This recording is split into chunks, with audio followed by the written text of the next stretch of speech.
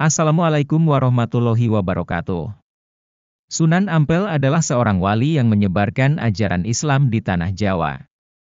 Beliau menjadi pemimpin Wali Songo menggantikan Sunan Gresik yang wafat pada tahun 1419.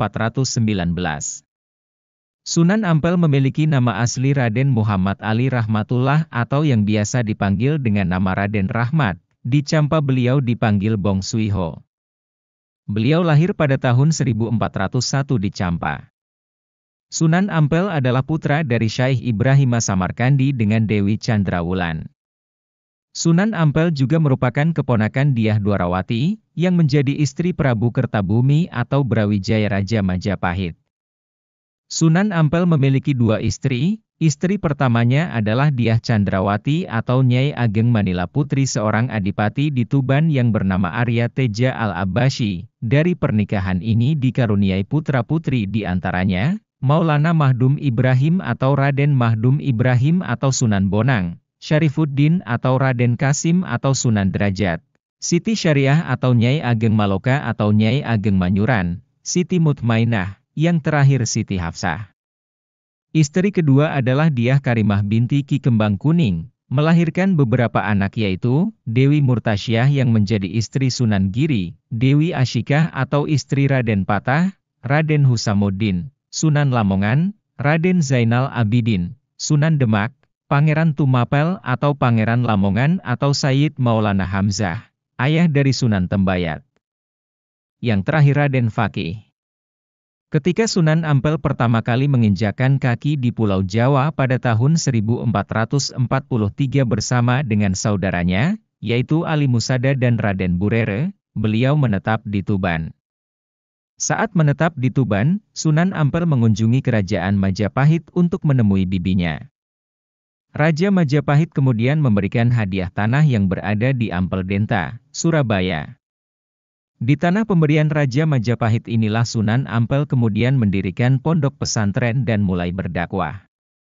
Dari sinilah beliau mulai dijuluki dengan nama Sunan Ampel karena mengambil nama daerah tempatnya berdakwah untuk pertama kali.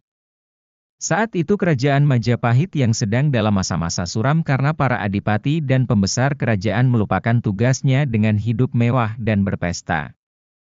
Kondisi itu membuat kerajaan yang carut-marut sehingga Prabu Brawijaya mengundang Sunan Ampel untuk mengatasi masalah-masalah di kerajaan Majapahit. Sunan Ampel kemudian berdakwah menyebarkan agama Islam di wilayah kerajaan Majapahit dengan tugas menyadarkan para adipati dan pembesar kerajaan untuk kembali ke jalan yang benar. Sunan Ampel kemudian membangun masjid sebagai pusat ibadah dan dakwah, serta membangun pesantren.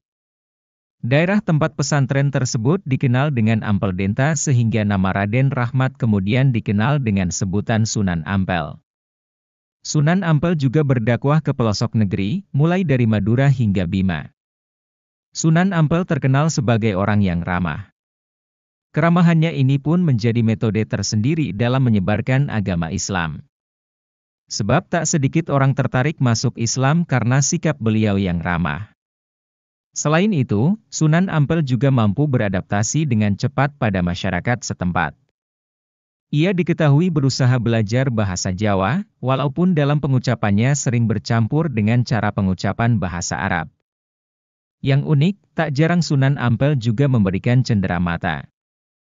Tepatnya ketika Sunan Ampel melakukan perjalanan dari kerajaan Majapahit ke Ampel Denta, dakwah yang dilakukan sambil memberi cenderamata pada penduduk. Cenderamata yang diberikan berupa kipas yang terbuat dari anyaman akar pepohonan dan rotan. Kipas ini sangat berguna bagi masyarakat, karena mengandung obat untuk menyembuhkan penyakit tertentu. Manfaat ini didapat jika akar-akar yang sudah dianyam menjadi kipas tersebut dicelupkan ke dalam air, lalu airnya diminum. Jika penduduk yang ingin mendapatkan kipas ini cukup membaca syahadat. Secara tak langsung, metode dakwah ini menjaring penduduk untuk masuk Islam. Sekaligus pula membangun rasa persaudaraan yang kuat lewat pemberian cenderamata. Salah satu cara dakwah Sunan Ampel yang masih dikenal hingga kini adalah melalui falsafah Moh Limo, yang artinya tidak melakukan 5 hal tercela.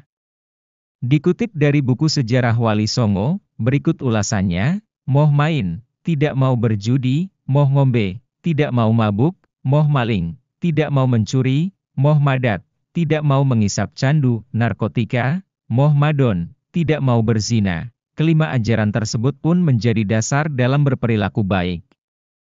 Penerapan ajaran dasar ini bukan tanpa alasan. Di masa itu, kebanyakan masyarakat Jawa menganut animisme, yaitu kepercayaan terhadap makhluk-makhluk halus dan roh gaib. Selain itu, tradisi seperti sambung ayam, berjudi, hingga bersemedi masih kental di tanah Jawa. Tentu saja kepercayaan ini bertolak belakang dengan ajaran Islam. Dengan adanya 5 ajaran dasar tersebut, Sunan Ampel berharap masyarakat Jawa bisa terhindar dari hal-hal buruk seperti mabuk, berjudi, berzina, maling, dan menggunakan obat terlarang. Ada strategi unik yang dilakukan Sunan Ampel dalam berdakwah, yakni dengan cara mengubah nama Sungai Brantas. Sungai ini merupakan salah satu sungai terbesar dan terpanjang yang ada di Jawa Timur. Sungai Brantas ini namanya diganti dengan nama Kali Emas.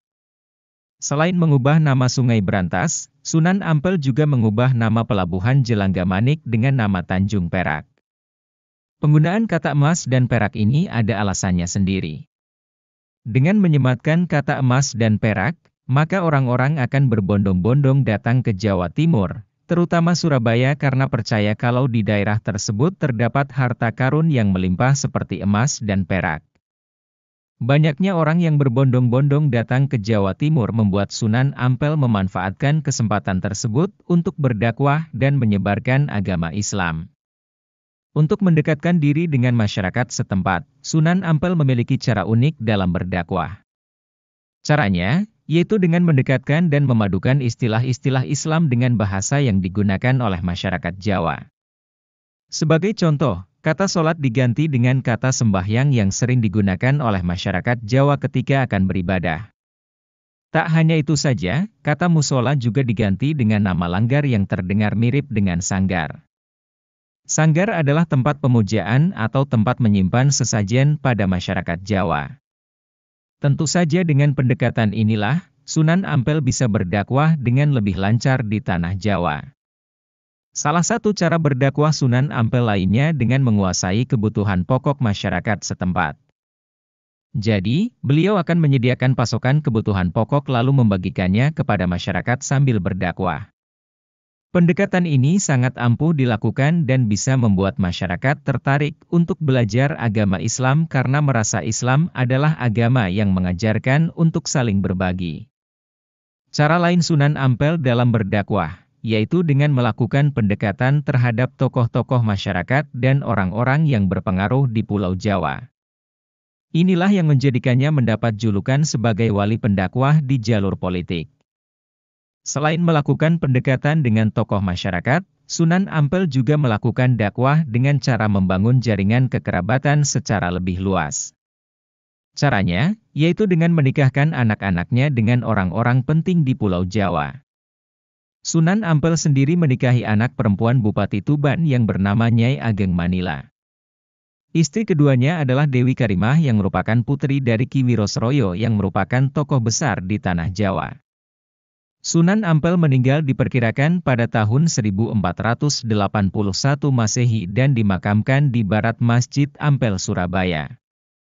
Sejak tahun 1972, kawasan Masjid Agung Sunan Ampel telah ditetapkan menjadi tempat wisata religi oleh pemerintah kota Surabaya. Itulah kisah singkat Sunan Ampel, semoga dapat menambah wawasan kita semua. Maaf jika ada kesalahan, terima kasih. Wassalamualaikum warahmatullahi wabarakatuh.